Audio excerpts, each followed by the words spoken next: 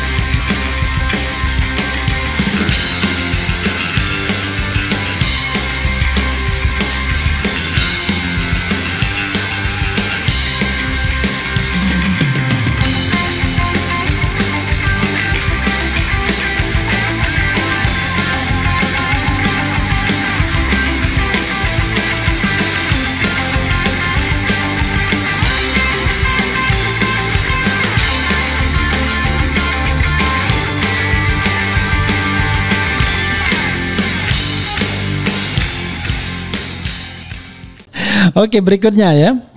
Nah, kita ngomong soal Bulog dan cadangan beras. Ini kan seperti paradoks ya kan? Kondisi sebuah kontradiksi interminis. Cadangan beras cukup, tapi harga naik tak terkendali. Saya dengar kemarin katanya agak susah beras. Ya, karena saya bukan pemakan beras, jadi nggak terlalu pikirin. Ya memang saya tahu itu sekarang lagi jadi hot lah ya di masyarakat gitu. Tapi saya pikir begini, kalau mau berpikiran seperti zamannya Bulog saja dulu difungsikan dengan baik. Sebagai penyangga harga, penyangga pasar. Dalam arti kalau lagi beras itu harganya murah dia ikut intervensi, kalau mahal juga dia ikut intervensi segala macam, tapi ada pengontrolan yang wajar. Gak usah terlalu banyak macam-macam. Ini kan sepertinya menurut saya ya agak malu-malu nih mau nyontoh Bulog. Ya kan? Dulu kan Bulog berfungsi dengan baik. Di Amerika itu saya sekolah, itu selalu adalah modul kelasnya itu. Ya, itu adalah modul Bulog. Bagaimana the success of Bulog? Kan waktu mulai ada IMF, Bulog dibubarin. Itu racun itu IMF itu. Penjahat itu kalau begitu caranya. Ya pikir itu dulu. Nah, dan itu termasuk apa? Beras. Kalau sekarang beras katanya di stoknya banyak. Kan gitu. Tapi kalau di stok banyak kan ada risikonya kan? Risikonya apa? Busuk, buruk, segala macam kan? Satu. Jadi ini kan melemahkan fungsi penyangga Bulog harusnya. Kalau Bulognya berasnya banyak, kasihkan dong pegawai negeri. Nanti soal teknisnya itu bisa diatasi lah teknisnya ya kan. Perbaikin lagi. Tapi kan Bulog tiap bulan mengeluarkan berasnya dari gudang.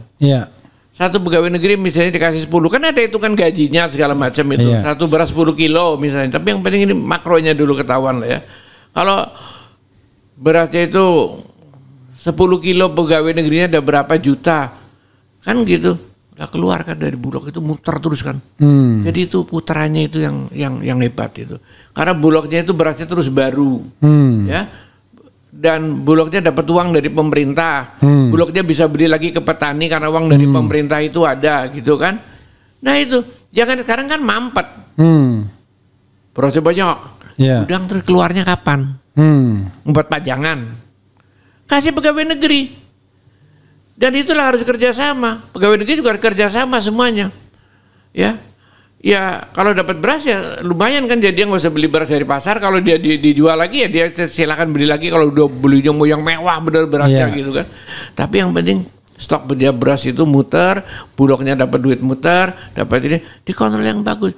Nah ini nggak mau dilaksanakan mungkin macam-macam dibentuk yang lain-lain, akhirnya lebih celaka lagi. Ini sistem udah sangat bagus yang seperti ini, gitu loh. Iya, tapi lagi-lagi isu ya. Dua hal. Bulog itu kan perusahaan umum, bukan perusahaan terbatas gitu ya. Seperti yang mengejar keuntungan. Tetapi ada kesan ya. Kementerian BUMN itu selalu menekankan keuntungan. Termasuk terhadap perusahaan yang sebenarnya lebih pada fungsi publiknya. Dan yang kedua, ini nggak tahu juga persisnya ya, rahasia nggak tahu kita. Itu sarang korupsi juga itu, karena kan kemungkinan untuk terjadinya tindak pidana korupsi tinggi sekali itu. Iya, ini sistemnya benar kan? Sistemnya itu kan benar. Semuanya itu muter segala macam itu tadi udah benar. Iya. Bahwa cari orang yang benar juga dong.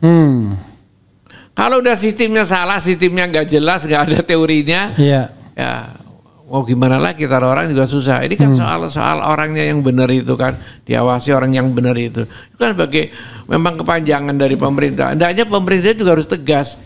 Terus terang aja. Undang-undang BUMN yang dulu sekali itu kan ada jelasnya fungsinya. Satu, namanya PJKA misalnya, perusahaan jabatan. Dulu itu disubsidi oleh pemerintah. Ini nggak pernah dicari keuntungannya, disubsidi pemerintah untuk rakyat murah segala macam. Ini jelas, mestinya jelas begitu. Kalau perusahaan umum misalnya ya kan, itu karena apa? Karena fungsi pelayanan publik, ya kayak peruri kayak gitu ya, fungsi perurinya tak uang negara segala macam itu mesti jelas juga. Kemudian yang fungsi memang fungsi umum komersial biasa, PT namanya kan, ya, itu mesti jelas. Tapi kan kemudian karena ini dihilangin, sesuatu yang udah jelas itu dihancurin gitu loh menurut saya gitu loh, ya kan, ditiadain semuanya. Dulu ya memang harusnya begitu. Memang ini yang namanya dulu istilahnya agent of development. Ini nggak ada agent of development. Sekarang akibatnya apa? Yang PT dikasih namanya apa? Fungsi penugasan. Ya kan? Padahal PT. Itu PT itu tidak boleh. Mendingan yang dulu namanya kan? Masih jawatan. Jelas karuan kontrolnya juga jawatan. BPKP jadi ini PT tapi rusak menurut saya itu. Perbaiki lagi itu. Let's say PLN misalnya, kan? Di satu sisi PLN kapitalisasinya gede, gajinya gede, tantimnya gede gitu kan, yang saya tahu PLN itu miliaran tuh.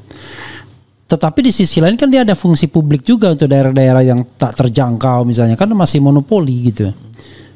Dan akhirnya kan orang tidak memilih untuk mengembangkan wilayah-wilayah begitu kalau misalnya KPI direksi itu adalah duit keuntungan kan. Gitu. Ya makanya dari itu kalau itu fungsinya ditegas-tegaskan seperti itu yang jelas. Ya, itu ya. Nah kalau menterinya BUMN segala macam itu semuanya dijadikan ini komersial semuanya, keuntungan semuanya. Tapi fungsi penugas saya jalan terus, seperti yang Perjan dan atau PNM-nya itu jalan terus. Itu kacau namanya, teorinya sama pelaksananya kacau. Mending teorinya jelas dulu, gitu loh. Kalau dulu itu jelas sebetulnya. Itu kan kepanjangan tangan pemerintah dulu, ini pemerintah kepanjangan tangannya yang mana. Jadi ada kalau ada apa dinas misalnya dinas itu kan pemerintah yang langsung, tapi ada yang perlu ditingkatkan menjadi dilepaskan, yaitu jadi kayak perusahaan jawatan kereta api misalnya kan. Kayak dulu Perjan itu pegadaian misalnya masih bisa. Ya itu dan itu dapatnya untungnya jelas, itunya profit yang diberikan itu juga oleh pemerintah dengan subsidinya itu jelas gitu. Tapi terukur menurut saya. Cuman itu waktu itu terus terang aja kalau udah namanya apa yang bagus dari Orde Baru disikat kan begitu. Nah itu kesalahannya itu.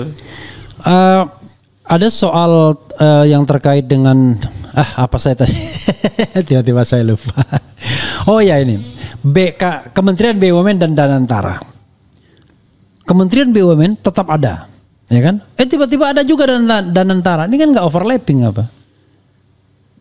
Kayak seperti Pak. Ya menurut saya overlapping, terus terang aja. Nah itu apa? Iya overlapping menurut saya. Iya. Menurut saya itu overlapping. Memperpanjang birokrasi, biaya dan lain sebagainya. Itu terus terang aja menurut saya itu kelihatannya di DPR aja tuh terakhir tuh kayak apa nggak jelas. Saya udah memperingatkan juga ini tidaknya ini, tapi akhirnya dikasih. Tapi feeling saya ini kan feeling saya itu transisi aja itu. Ya. Jadi nanti politik itu kan begitu. Ya kejadian karena peraturan terlalu banyak yang tadinya sudah diproduksi oleh Kementerian BUMN. Dan ini itu segala macam ini juga belum begitu siap. Ya. Ini sekali lagi bukan saya pemerintahnya.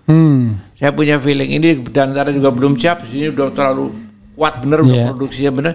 Jadi dibikin ini lu pegang saham di warna seri A 1%, yang 99% udah di sini Danantara. Ya saya kira nanti itu bisa akan ada transisi, insya Allah begitu. Artinya nanti Kementerian BUMN itu nggak akan ada lagi. Barangkali begitu. Karena fungsinya sudah diambil Danantara. Danantara itu bentuknya lembaga negara ya. Ya Danantara kan masih punya negara, ya lembaga negara. Enggak, maksud saya kan jalan yang kita ambil itu agak berbeda kan. Dulu kan idenya mengenai super holding kan, artinya perusahaan induk gitu. Tidak ada Kementerian BUMN tapi adanya super holding. Jadi semua BUMN menginduk ke sana. Tapi sekarang rupanya jalan yang diambil adalah ada holding investmentnya, ada holding operasionnya, itu lembaga negara. Ya nanti kan ini investasi segala macam, terutama kan yang investasi ya. Investasi itu begini, investasi dari BUMN sekarang ini terus terang aja saya harus ngomong ini banyak yang tidak benar. Misalnya udah investasi gede. Udah jadi nih, tapi nggak ada listriknya. Investasi besar, ini transportasinya dari sini, bawanya barang kemana, jalannya nggak jadi. BTS nggak ada BTS-nya. Ya, jadi tidak ada koordinasi. Ada ini listriknya belum siap. Jadi koordinasi dengan PLN berarti kan nggak bisa Kalau ini ada jalan, ini udah di hutan misalnya gitu, nggak ada jalannya. Ini koordinasi dengan Menteri PU belum ada kayak gitu kan. Nah itu masalahnya, jadi investasinya seperti karena kan banyak juga investasi, jujur ngomong aja yang selama 10 tahun ini yang mangkrak kan banyak juga. Pelabuhan nggak dipakai, ini nggak dipakai kan. Banyak. Udahlah pelabuhan lapangan udara, lapangan udara, pelabuhan macam-macam gitu seperti itu. Koordinasi studinya itu terlalu gegabah macam-macam. Nah mudah-mudahan itu jangan kejadian lagi, itu ceroboh bener. Nah dalam rangka pembenahan ini kita sudah melakukan ini, anggap aja itu semacam pengalaman tapi yang kurang berhasil. Tapi yang berhasil juga banyak terus saja ya. Ya mudah-mudahan ini nanti bisa diperbaiki lah pelan-pelan. Oke, sebelum saya ngomong tentang pasal 33. Lalu gimana rencana IKN itu? Jadi menurut Pak Fuad ya sebagai seorang ekonom ya, lebih baik pindah atau enggak? Kalau menurut undang-undang sekarang ini kan ada undang-undangnya, kita harus pindah. Undang-undang bisa diganti. Bicara itu. Jadi, tapi menurut saya itu tidak rasional. Untuk pindah? Iya, terus terang aja. Itu gimana mau pindah ke IKN? Studinya jelek, masih begini. Wah, dari kita udah tahu semuanya, udah banjir segala macam ini itu. Kayak dipaksakan bener ya. Satu. Kedua, prioritasnya itu kan sekarang nggak ada. Orang lagi perlu macam-macam bener. Di sana ada sekarang ditunda juga nggak pengaruh ini. Tapi ini yang ini kan bisa ditunda ini. Yang kebutuhan yang sekarang dikejar oleh Pak Prabowo itu nggak bisa ditunda, nggak bisa dilaksanakan. Sementara itu tunda juga nggak apa-apa gitu loh. Ya kan? Itu artinya apa? Itu menunjukkan itu tidak urgent. Tapi kalau tidak ada lagi suntikan investasi, mangkrak dong di sana berarti. Ya. Apa boleh buat? Boleh buat. Tapi yang namanya cut loss sementara atau cut loss permanen ada lebih bagus daripada seperti ini. Harus objektif lah. Kereta api artinya, juga. Kereta api juga begitu. Jangan sampai kelebihan harus diatasi sekarang karena kayak gini. Ya kan kalau kata kereta api mungkin masih bisa dibantu diatasi kalau ada kereta api yang jangka panjang, yang jalur panjang gitu kan.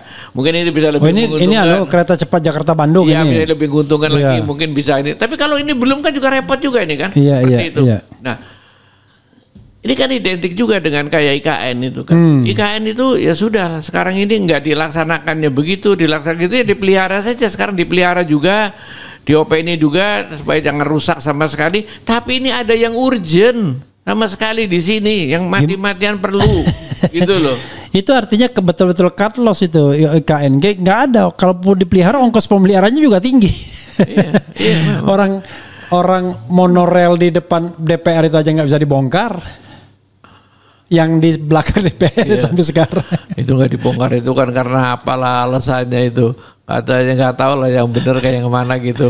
Alasannya karena itu belum diaudit sama BPK dan ini ada itu. Artinya kan kalau misalnya itu IKN. Kan soal teknis aja itu.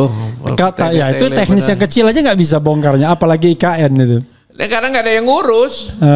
Nah, BPK kan kalau nggak ada yang ngurus ya dia diemin aja loh. Saya nggak salah apa kata BPK. Nggak ada yang ngurus dan nggak ada duitnya mungkin. Saya nggak ngurus kata BPK, saya nggak ngapain. Kenapa jadi saya yang disalahin kata BPK kan? Maksudnya yang punya proyek kadang mau menghapus itu. Wah jadi, ini cuma nongkos saja ini kan. Ngapain iya, cuma kos gitu doang kan. Iya. Ya itu sama dengan IKN itu, kos doang aja akhirnya kan. Iya makanya saya membayangkan swasta yang yang launching apa itu. Tapi banyak yang juga tidak bisa dilaksanakan memang ya.